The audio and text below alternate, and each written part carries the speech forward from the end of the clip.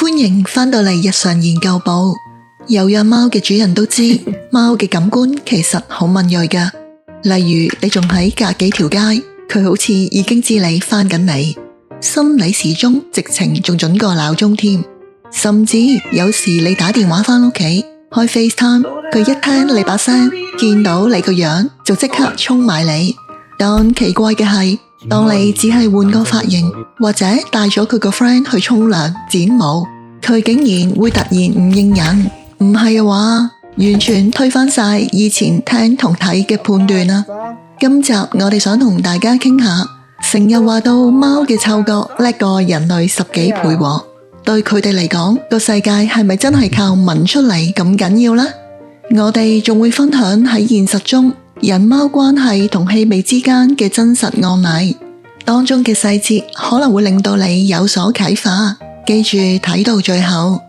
我哋呢個頻道主要係探討生活同寵物嘅有趣話題，有你哋嘅支持，我哋至可以持續向前。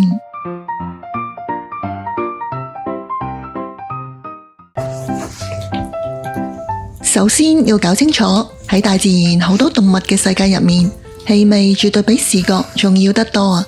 佢哋主要係靠聞氣味嚟搵食同保命，其次先至到聽覺。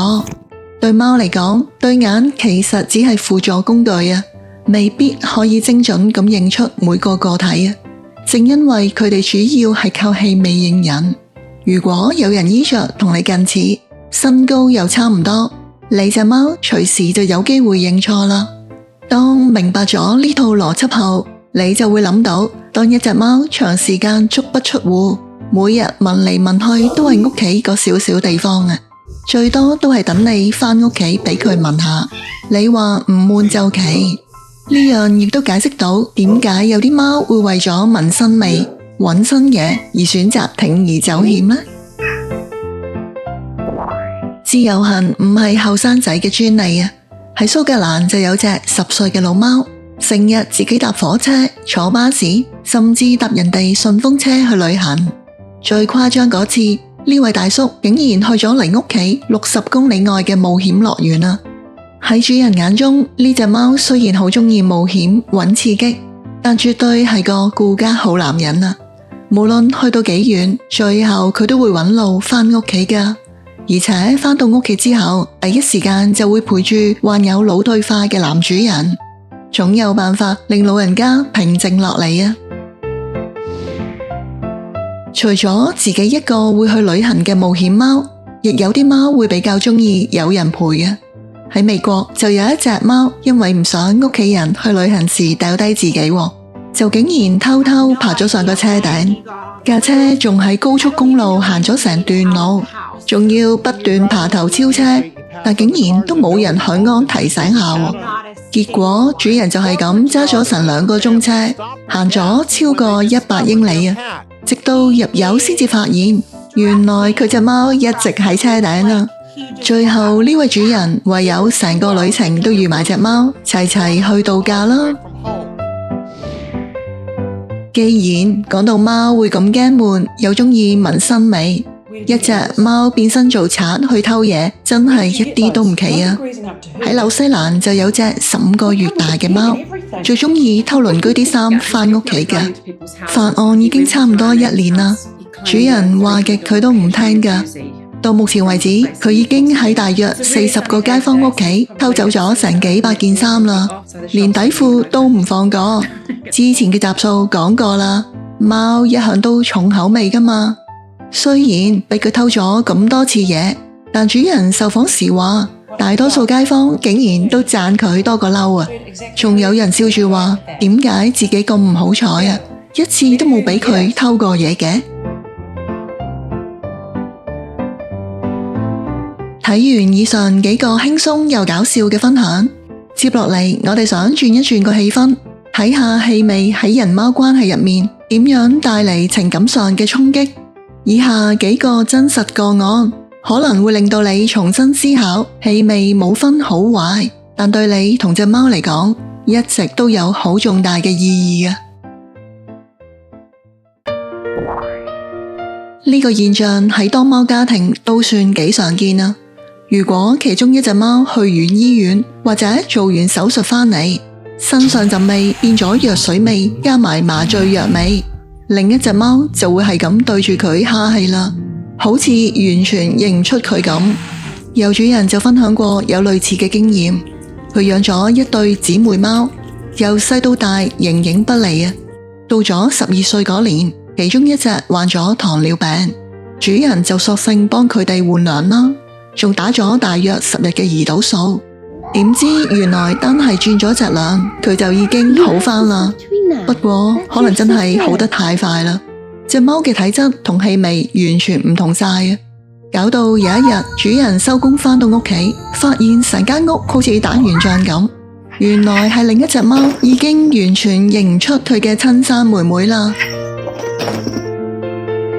真相係，無論喺手術後、食藥定係體質快速改變，都會令到貓嘅體味喺短時間內變晒㗎。因為貓主要係靠嗅覺嚟判斷邊個係熟人或者同伴啊，所以陣味一變咗，佢就可能一時間認唔出對方，甚至會變得好緊張，發動防禦性攻擊啊。有位主人分享，屋企隻貓仔過咗身大約1星期啦，當佢將裝住骨灰嘅盒放喺地板，貓媽媽一見到就即刻行埋嚟啦。主人試下打開裝骨灰嘅袋俾佢聞，點知佢竟然將成個頭中落去係咁聞啊！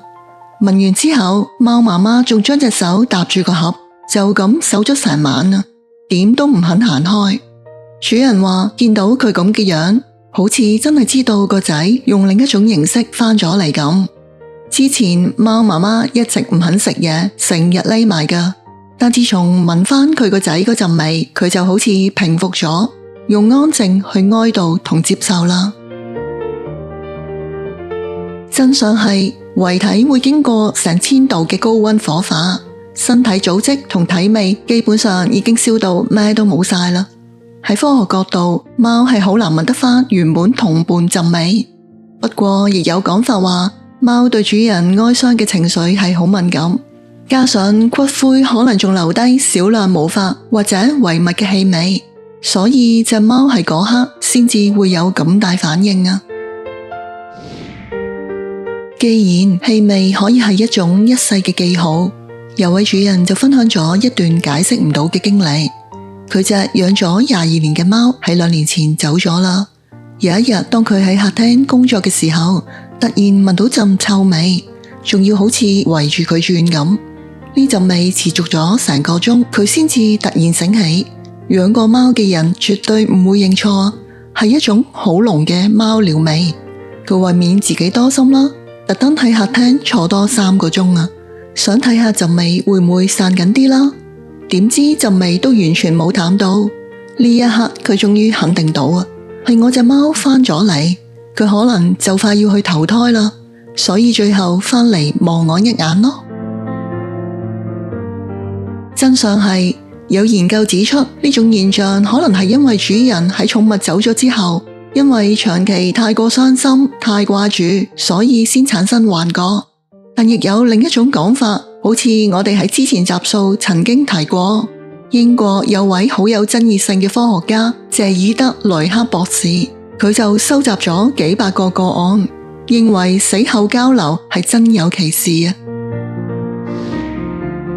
有一隻11歲嘅老貓，同佢相依為命多年嘅老伯伯突然過身，過咗成個星期，先有人發現佢一直守喺遺體嘅旁邊啊。當時呢隻貓情緒好失控啊，變得好有攻擊性。由於老伯伯嘅屋企人冇能力照顧，只好將佢送去收容所咯。但可能因為佢表現得太兇狠啦，被列為不適宜收養，一度落入安樂死嘅名單。最後真係好好彩啊！有一位救援義工決定要收養佢。義工話：當時我哋大家喺屋企都好驚對方㗎，我甚至要長期着住長靴嚟保護自己，費事俾佢抓傷啦。但冇人諗到，有一晚半夜，呢隻貓竟然爬上床，喺義工耳邊傳出咕嚕聲啊！佢終於肯再次相信人啦。真相係，呢隻貓確實受到好大打擊啊！對佢嚟講，由用個鼻聞住伯伯身上陣味，由在生變到死亡，就等同人親眼睇到一樣，所以情緒先咁崩潰啊！其實好正常，好多有經驗嘅義工遇到呢類個案，都會留返前主人嘅舊衫或者遺物俾隻貓㗎，因為佢哋好清楚，只有熟悉嘅氣味先可以俾返佢有安全感，幫佢平復情緒，度過最難捱嘅時間。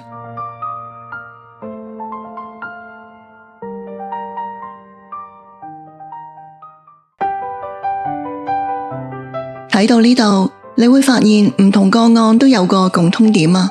貓對氣味嘅重視唔只係用嚟探索世界、認人或者揀嘢食，氣味更加係佢哋一生所有情感嘅核心。當貓聞到熟悉嘅氣味，先會有安全感，覺得自己被保護、被愛或者有人陪伴。